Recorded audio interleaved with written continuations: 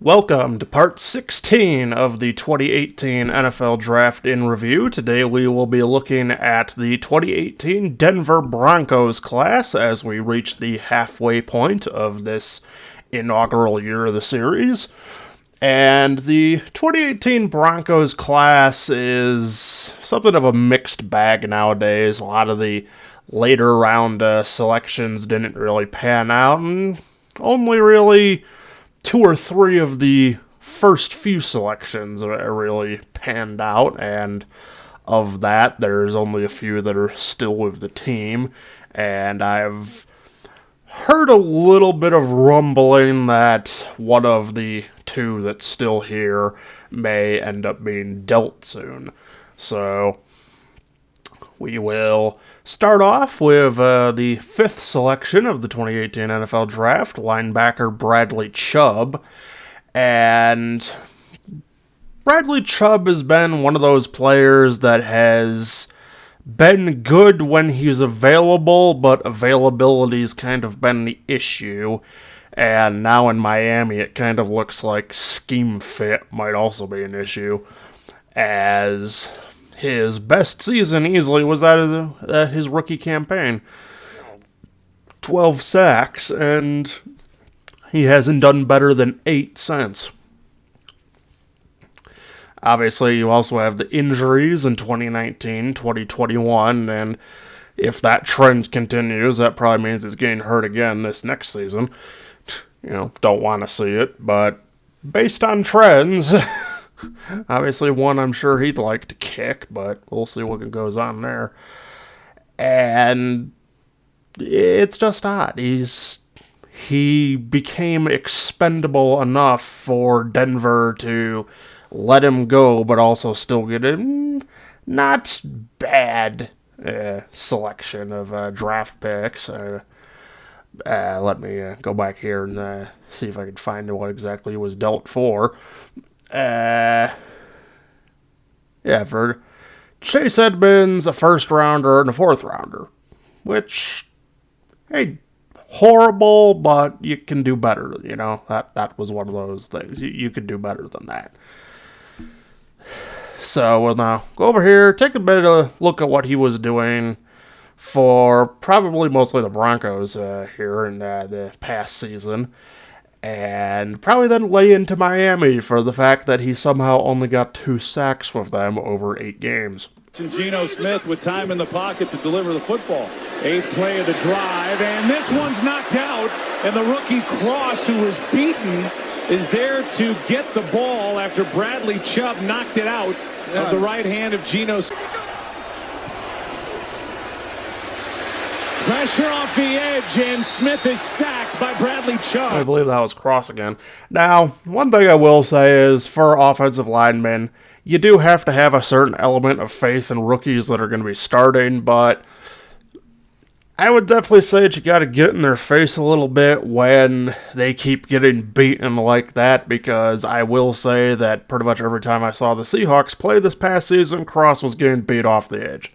If you put anyone at Chubb's level or higher, odds are Cross was getting beat and Geno Smith was eating the turf. Of course, that will not be the Seahawks' biggest problems if Geno turns into a one-year flash in the pan. He's made 2 big plays here in the second half. So they need 50 yards. Garoppolo chased. Garoppolo went the wrong way there. Down by Bradley Chubb. Sometimes you just gotta go out instead of away. Final minute of the first quarter. Ryan under pressure, gets sacked at the 21. We'll see. 3rd and 10. Ryan. Yeah, as we can see, most of Chubb's impact here is coming on offensive lines. It didn't do too hot. You tell me about tonight. Ryan, shoulder shake. Ball is out. And somehow gathering it in, fortunately. But yeah, that does pretty well effectively show really why he got traded, I would say. He only really had that sort of game-changing impact on a handful of games. And in Miami, it got even worse. And with Miami, I would outright say they've got to be doing something wrong, because 8 games played, 7 starts, and you only had 13 tackles and 2.5 sacks. What the fuck is going on down there? That's not what you traded for. So, I wouldn't call Bradley Chubb a bust by any means, but comparatively to what I saw coming out of college, Bradley Chubb should be better than this. He should be in that consistent 10-plus sacks bracket. He should be he should be consistently the player we saw as a rookie. It's just maybe the injuries have taken something from him in that regard. Maybe the schemes aren't working out, because let's be honest, it's not like the Broncos have been particularly well coached since 2015. So I just have to really go with that. He should still be a player to keep an eye on if you're an offense that's playing this Dolphins team, but I don't really see him becoming the dominating pass rusher that he probably should be at this point. So, but he is only 26, turning, assuming he hasn't already turned 27. Let's take a quick look. Yeah, I'll be turning 26 in June, or 27. But he's still got some time to evolve, but I think that we've already seen him at his best. So, next we have one of the few remaining players in this class who's actually still with the Broncos, though by rumor mill, I've heard this could possibly change. We have the 40th selection, wide receiver Courtland Sutton. And before we go to any highlights, we're going to get a bit of a rant against the Broncos here, because Courtland Sutton was one of my favorite players in the entire 2018 class. I liked what I saw of him in college. I felt that he could easily have been the best receiver in the class. And I wouldn't quite say he's been quite that good, but he's had the moments where you can see that if this team would get him a decent coach and a decent quarterback, he could probably set the league on fire. And that's why if the Broncos do keep him one more season, I would say there's a pretty good chance that he might break out, because Sean Payton actually knows how to run a fucking offense. Sean Payton did not just get carried by Drew Brees the way Nathaniel Hackett got carried by Aaron Rodgers. If anyone's going to fix Russell Wilson after that, I would say ego-fracturing injury he took in his final year in Seattle, it's going to be Sean Payton. Any receivers that are involved stand to benefit. But let's go back a few years now. Last season, you have Nathaniel Hackett. The guy had to hire somebody to run the clock for him because he was that fucking incompetent. And you produced a horrible season with Russell Wilson for a quarterback. And I'm not I wouldn't call myself a hot take artist in that I throw a player under the bus after one season, unless they are really, really bad. So, I'm still on the wagon that Russell Wilson has good football left in him. It just requires a good coach to unlock that. And for receivers like Courtland Sutton, you think that doesn't hurt these guys? You've got an offense calling plays that are completely brain dead, pretending that they, just not utilizing their top weapons. And before that, you had Pat Shurmur in it, offensive coordinator. That was a fucking mess and a half. And you look at Courtland Sutton's last 2 years. 100 targets. His catch rate could be a little better, but at the same time, look at the quarterbacks that he's had in that time frame versus the offensive scheme that's been played at. But a lot more of it's them missing him than him missing catches from what I've seen. And, I live in this area. I see Broncos games far, far more than I would like to. I know what I'm talking about when I talk about this team, as much as I hate them. But yeah, about 100 to 110 targets. Hasn't cracked 1,000 yards in either of those seasons. Failed to even break 900 yards in either of those years. 2 touchdowns apiece both seasons. Just look at the difference between those 2 years and his first 2 years. Didn't have the same target volume in his first season, but had 4 touchdown catches. On 20, 15, 20 less catches. Full 3.4 yards more per catch. Second season, 1,000-yard year, 6 touchdowns. Still a full 2 yards and plus over what he's averaged last 2 seasons. This is a mixture. This is a mixture of that injury in 2020 and the just absolutely pathetic coaching the Broncos have had the last 2 seasons. If they elect to let him go, it'll probably be on either just outright free agent dropping or on a trade that is probably not going to reflect his value, and if a team is smart, they will use him. A lot of people are talking about DeAndre Hopkins in terms of the Patriots trading for a receiver. I don't want DeAndre Hopkins. Call me crazy, but the guy is now in his 30s is getting hurt. He's not going to get any better. Courtland Sutton just needs a decent scheme and a quarterback that can get the ball to his fucking hands. We've got Bill O'Brien now. He at least knows what he's doing, holding an offensive clipboard. And Mac Jones, I think anyone who's actually watched the game of football these past couple of seasons could agree that a lot of the problem that Mac Jones has is receivers that can't catch the ball when it literally hits them in the fucking face.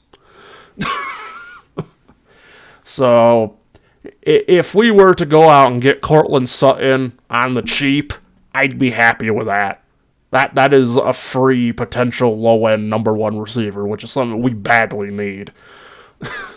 But if Denver keeps him, we'll come over here and take a look at some of the things he's done with some of the least impressive quarterback play in the last 5 seasons. This is Case Keenum. Out of the pocket. Pulls the trigger. Back of the end zone. It's Sutton. Touchdown, Broncos. Keenum's attention and then the perfect throw. Wilkes and a lot of players have been affected by that. This is Emmanuel Sanders, who's not even a quarterback. Diving catch for the touchdown. Admittedly, trick play, easy to get those, but still. Making the play. And almost overthrows Sutton, but Sutton's one of those guys. He's at 6'4", and he's able to stretch out and make a heck of a play. Sanders in motion. Keenum on 2nd and 7.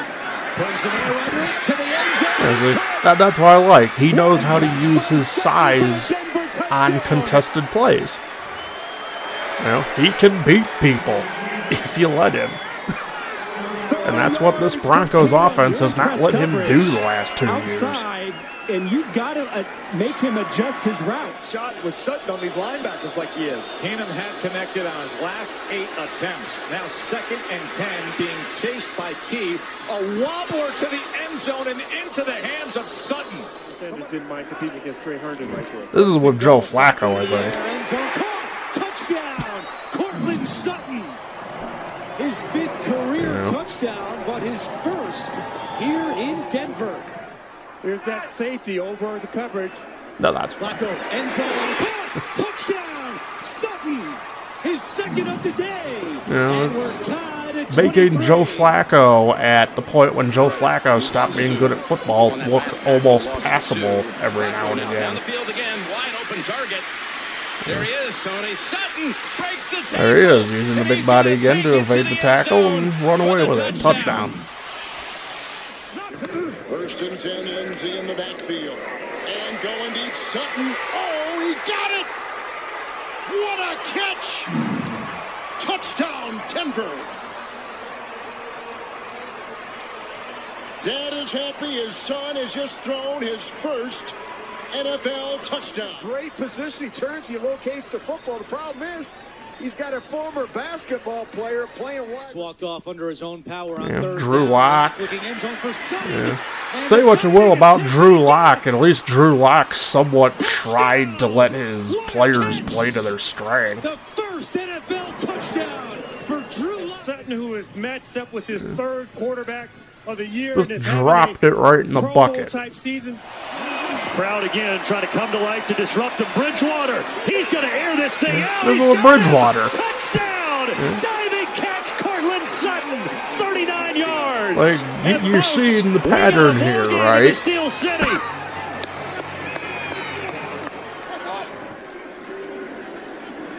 Bridgewater to Sutton at the 6. Slips a tackle. Sutton takes it in. Great effort after the catch. And it's a Denver touchdown. But yeah, this obviously didn't include the previous season's touchdowns, but you see the pattern there, you know? It's like, they don't let this guy play to his strength, and you see how much it is hurting his production. Now, I will say that in the end, he can still stand to work on his catch rate a little bit. You know, he's never had a season above 60% in terms of catches versus targets, but that I honestly feel that comes down to scheme, fit, and quarterback play. You know, the scheme fit last year was atrocious. Russell Wilson looked like he was the backup for Seattle. You know, everyone knows the whole how that flipped on its head. Geno Smith turned into Russell Wilson. Russell Wilson turned into Geno Smith. But, but yeah, it's just scheme fit, bad quarterbacks, and if they're going to get rid of him, I hope he goes to a team that's got a good quarterback and a good coach. That's really all I can say there, is that I hope that he gets another chance to show that he can really do some damage, because I know he can. But next up, we have the first third-round selection, running back Royce Freeman. And Royce Freeman's just one of those running backs of, I really don't know how you stay in the league, but if I were a struggling NFL player, I would want your agent. Because, as we see the team list of his career, he has been just through team after team that consistently does not have a solid number one running back or a healthy number one running back, and yet he just cannot manage to crack the starting lineup with any regularity. He's been under 4 yards per carry in, I believe that is 3 of his 5 seasons. Was only right on the line as a rookie. And like I say, he really, I would think, flubbed his chance to establish himself as one of the starting running backs in the league. And I didn't expect that, because in college he had the explosive factor that I like seeing in a running back. It just didn't translate into the NFL, and he's just consistently losing chance after chance. Denver didn't have exactly the greatest running game in the world back then, and he loses to Philip Lindsay, I think, during that time frame. Carolina, he gets another chance. Christian McCaffrey's injury problems. It doesn't even get to start for that team. Houston, just random guys coming out of the blue to start over him. It's this will probably persist for a few more seasons, but we're starting to see it fizzle out. He won't be in the league much longer, I think. Next we have cornerback Isaac Yiadom, and this is another one who's probably blown through his chances as being anything more than really a somewhat decent depth piece, and I would say that I was about right on the money in terms of something that would be a problem for him, and that is the lack of turnover potential. He does not do that well in deflecting passes. He does not force fumbles. He is not in position to recover them. He does not get to the quarterback. He does not get interceptions. The tackle numbers are not exactly that pretty either, and as I recall, the Giants' defense in 2010, the one time he was actually starting a good chunk, they were actually pretty bad. So, he's pretty well fizzled out into that special teams bench riding role. Went through 2 teams last year, Houston and New Orleans. You know, a lot of Saints fans probably don't even know they had him. Yeah, still have him. But next we have I would say the overall impact player of this class, linebacker Josie Jewell. And, wrong button there. And let's see. Josie Jewell. Yeah. He has come on strong the last couple of seasons. So we have 113, 128 tackling efforts in 2020 and 2022. And it's really, I would say, when he's on the field that the Broncos defense looks at least tolerable. I've seen this defense get overmatched quite a few times when they probably shouldn't have been. The most notable of these was against the Rams. But we'll take a look here. I believe that's him in the middle on the second level. 3rd and 9. Broncos bring 5. Garoppolo going down, and he's sacked. Drive 4 for the Niners, starting at the 25. Toss in the backfield, and it's Jeff Wilson who's met quickly. Solid job made in the running back behind the line. So read the play the whole way, basically. And Garoppolo gets down near the bottom of the pile. Umpires in there. Terry Killen's trying to make sure nobody heads on. If Jimmy G got that back, I'd be surprised. Did not. Denver ball. They've gone from their own 15 to the Denver 15. Ryan nearly gets sacked and then does get sacked. Bradley Chubb, the first guy in there. Meanwhile, now you got... Like, he's a guy who's going to carry the bulk of the load. Chris Manhurst. That's an almost safety level play.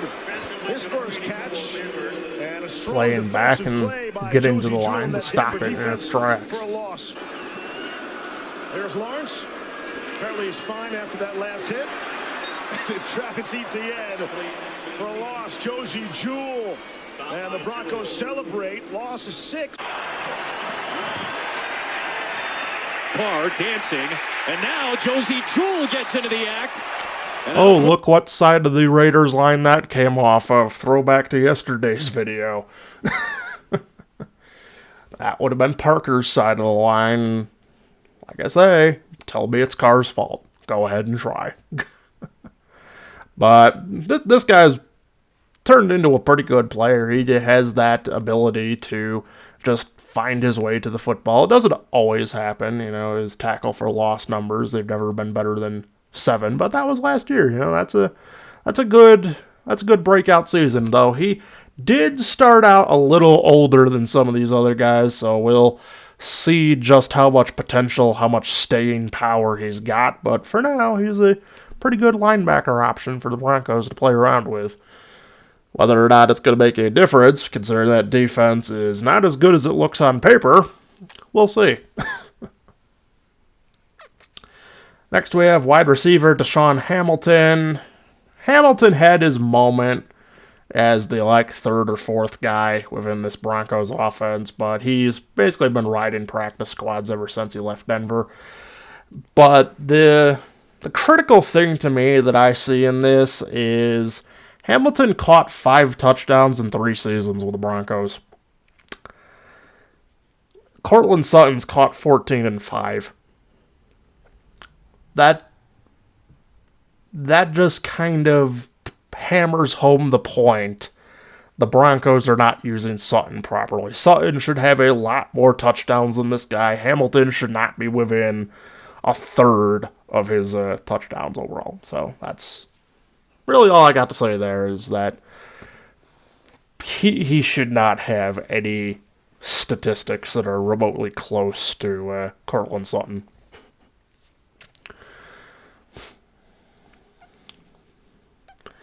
Next, we have tight end Troy Fumagalli, and he is a free agent now. He's largely just bouncing around the league now. The Broncos are the only team that's actually put him on an active roster. Everyone else is let him sit on the practice squad. And I can't really say that I was too surprised by that. This was kind of your standard blocking tight end sort of thing, that these guys, they've got to be special to stick around, and this guy ain't special. So he just doesn't do enough to justify a spot on a roster, and most teams don't want to keep him around more than 1 year. So next we have guard Sam Jones. He's really pretty much hardly ever played in the league. 5 games played, no starts, been on a practice squad ever since he was a rookie. This was always a depth pick. And there's nothing wrong with depth selections, but you still can't help but feel that this one was a bit of a fail.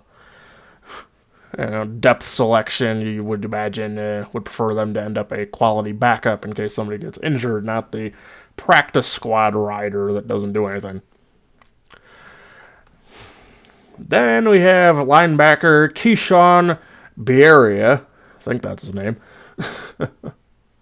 And pretty much same thing here. He's had a bit more luck, but it's not going that well for him. He's managed to keep himself off practice squad, but he's really not good enough in Canadian football for anyone to really keep him around. It's kind of surprising looking at what it says there that the Edmonton Elks didn't keep him around. 50 tackles, 2 sacks, and an interception. You'd think that would be enough to keep a guy, but apparently not. And since then, he's been through Saskatchewan and Montreal in really pretty much less than a year, so it seems that he's probably going to be staying around in the Canadian football and other minor football leagues and might have a decent career in these leagues, but as far as the NFL goes, he's probably not coming back. And the final selection was running back David Williams, and I didn't see anything of this coming out of college, and I was completely correct. He's only made it off the practice squad once. That was with the Jaguars when they were not doing particularly well. So, yeah, he is pretty well out of football. I think he might have retired because it says former American football running back. So, overall, this class just didn't turn out very well. The Broncos pretty much threw their last 4 picks in the garbage disposal. I really don't know what they were going for with any of that. And that is something that I don't respect in the NFL. You know, the draft is 3 days. The draft is not 1 day, it's not 2 days, it's 3 days. Some of the greatest players of all time have come on day 3.